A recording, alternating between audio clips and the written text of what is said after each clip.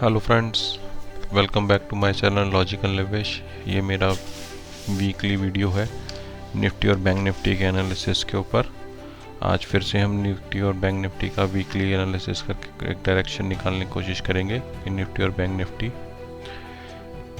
का क्या thought process और उसका कहाँ का डायरेक्शन लग रहा है। और जैसा कि आप देख पाएंगे, ये निफ्टी का वीकली चार्ट है।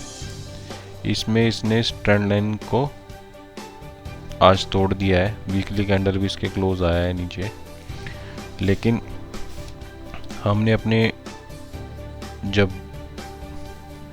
वीडियो शुरू करे थे तब मैंने आपको एक बताया था पहले कि ये एक यहाँ पे गैप है। निफ्टी उस गैप को फिल करने आ सकता है और उस गैप को जब फिल करेगा और उसके बाद अगर अप ट्रेंड रिज्यूम करेगा तो हम इसको मानेंगे कि एक हेल्दी करेक्शन हो चुका है। तो निफ्टी ने आज उस गैप को तो फिल कर दिया है। अब देखेंगे ये गैप निफ्टी ने फिल कर दिया है। अब आगे क्या लग रहा है, तो आगे निफ्टी का जो मुझे डायरेक्शन समझ में आ रहा है, अगर किसी ने आज इस लेवल पे बाय करा है, 800 के लेवल के आसपास बाय करा है, तो उसको स्टॉप लॉस जो है वो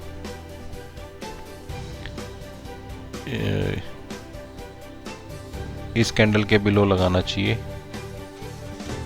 यहाँ के बिलो, और वो आएगा 17,660 यानी 17,650 का अब आपका स्टॉप लॉस है। और यहाँ से हम एक फाइनल वो ले सकते हैं कि भाई यहाँ से तो निफ्टी को बढ़ना चाहिए, क्योंकि अगर आप ऑप्शन चेन में देखेंगे तो निफ्टी काफ़ी ओवरसोल्ड हो चुका है पीसीआर वगैरह में। उसमें मैं बाद में आपको दिखाने की कोशिश करूँगा। और जो ये जो फॉल आ रहा है, इसमें जो लिक्विडिटी है वो भी कोई ख़ास नहीं है। कल भी एफआईडीआई दोनों ने बाइंग कर रखी थी कैश के अंदर। आज का डाटा देखना पड़ेगा क्या आया है, लेकिन अभी भी एक लास्ट अटैम्प्ट जो बुल ले सकते हैं वो यही ले सकते हैं कि इस लेवल के आसपास बाय करें, स्टॉप लॉस 650 के नीचे लगाएं, और फिर एक रिवर्सल आ सकता है जो एटलीस्ट 18,400 18,500 तक तो लेके जा सकता है निफ्टी को। उसमें भी फर्स्ट पहले हर्डल यही हो जाएगा जो हमारा ये 18,000 का है। अगर 18,000 क्रॉस होता है तो फिर हर 200-200 पॉइंट के ऊपर रेजिस्टेंस है। तो बैंक निफ्टी में तो एकदम सिंपल है, प्लेन। हम इस गैप को फिल कर चुके हैं। अगर किसी ने लॉन्ग लिया है या फिर कल लॉन्ग लेता है, थोड़ा सा गैप डाउन होता है और तो इस स्टॉप लॉस के साथ उसको बाय करना चाहिए। अगर गैप अप भी होता है तो भी स्टॉप लॉस फिर इस कैंडल का लो स्टॉप लॉस बन जाएगा कि हमारा बॉटम बन चुका है। और ये ट्रेंड लाइन का भी एक वो है, एक विपसॉज टाइप की कुछ चीज़ को हम माने तो आ सकता है कभी भी। ज़रूरी नहीं है ट्रेंड लाइन पे डॉट रुके। ये एरिया ऐसा बनता है कि यहाँ पे रुकना बन जाता है। और वीकली चार्ट्स में अगर आप जाएंगे, और इसमें मैं इंडिकेटर लगाता हूँ मूविंग एवरेज का,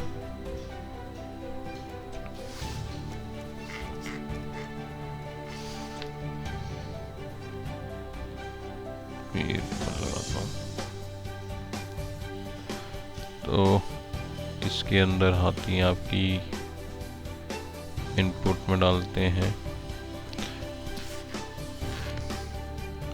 मैं अपना जो पर्सनल लेवल पे यूज़ करता हूँ, मैं आपको वो वाली मूविंग एवरेजेस बता रहा हूँ। 13, 21, 34। ये कुछ नहीं है, ये सिंपल फिबोनाची सीरीज़ के बेसिस पे निकली मूविंग एवरेजेस है। अगर आप वीकली उसमें जाएंगे, इनको वीकली उसमें देखने में ज़्यादा बेटर होता है, तो हम इस मूविंग एवरेज के क्लस्टर के डाउन पे आ चुके हैं। अगर ये लेवल टूटेगा तो हम सीधा जो ये वाला सपोर्ट जोन है जो हमने पहले मार्क रख रखा है 17,100, इस लेवल तक आ सकते हैं। और अगर अब निफ्टी के अंदर कोई ये देख रहा हो कि भाई सेंटा रैली आनी चाहिए या फिर न्यू ईयर रैली आनी चाहिए या प्री बजट रैली आना चाहिए, तो उसका सबसे बढ़िया टाइम अब यही है, यहीं पर आनी चाहिए इंडेक्सेस के अंदर। और अगर ये वाला लेवल टूटेगा तो हम इस वाले क्लस्टर को टेस्ट करने जाएंगे जो 17,000 हो सकता है। तो ये बहुत ही डिसाइसिव लेवल है जिसके ऊपर अभी निफ्टी खड़ा है। सेम यही बैंक निफ्टी के अंदर है। बैंक निफ्टी में आप देखेंगे, अगर हम जो हमने ये ट्रायंगल फॉर्मेशन बनाई थी वीकली में, हमने इसका बॉटम टच कर लिया, इसमें हमने ट्रेंड लाइन को तोड़ा नहीं है। और जो हमारा ऑल टाइम हाई था, स्विंग हाई पहले का 41,800 का, हमने उसको क्रॉस करा है और उसके एकदम आसपास बंद हुए हैं। प्लस अगर आप यहाँ देखेंगे वीकली लेवल में, या अगर इसको मैं डेली लेवल पे देखने की कोशिश करता हूँ, डेली पे मिल सकता है ये, आप ये देखेंगे यहाँ पे एक गैप बना था, ये गैप भी फिल हो गया है यहाँ पे आज। ये गैप था, ये भी फिल हो चुका है। तो अब इस कैंडल के नीचे का, यानी 41,200 के नीचे का अगर स्टॉप लॉस लगा करके बाय करा जाए और रिवर्सल के लिए खेला जाए, तो फर्स्ट टारगेट तो हमारा वैसे तो यही बनता है 42,300 42,400 की रेंज। और जो पहले हमारे सपोर्ट्स थे वो सब अब रेजिस्टेंस में कन्वर्ट हो जाएंगे। तो पहला रेजिस्टेंस जोन बनेगा हमारा, मैं इसको ड्रॉ कर देता हूँ। एक तो पहले सबसे फर्स्ट रेजिस्टेंस तो ये बनेगा हमारा, इसको मैं रेड से ड्रॉ कर रहा हूँ ताकि हमें ध्यान रहे। सेकंड, अगर हमें अप ट्रेंड में आना है तो हमें इस कैंडल के ऊपर की क्लोज देनी है। फिर एक ये लेवल है जो मेन है, लेवल इसको भी काउंट कर सकते हैं क्योंकि ऑप्शन राइटिंग में हर 500 पॉइंट के बाद की हो जाती है। तो वही हो गया 42,500, 43,000 और 43,500 यानी 640। ये 3 लेवल के ऊपर क्लोज आएगा बैंक निफ्टी में, तो हमारा अप ट्रेंड रिज्यूम होगा। लेकिन ये फिर से एक सपोर्ट लेवल है बहुत नीचे का, और इसको भी अब अगर आप वीकली में देखेंगे इन मूविंग एवरेजेस को,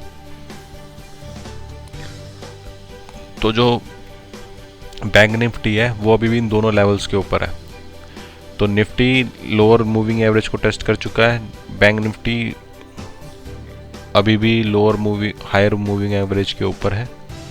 और ये एक जो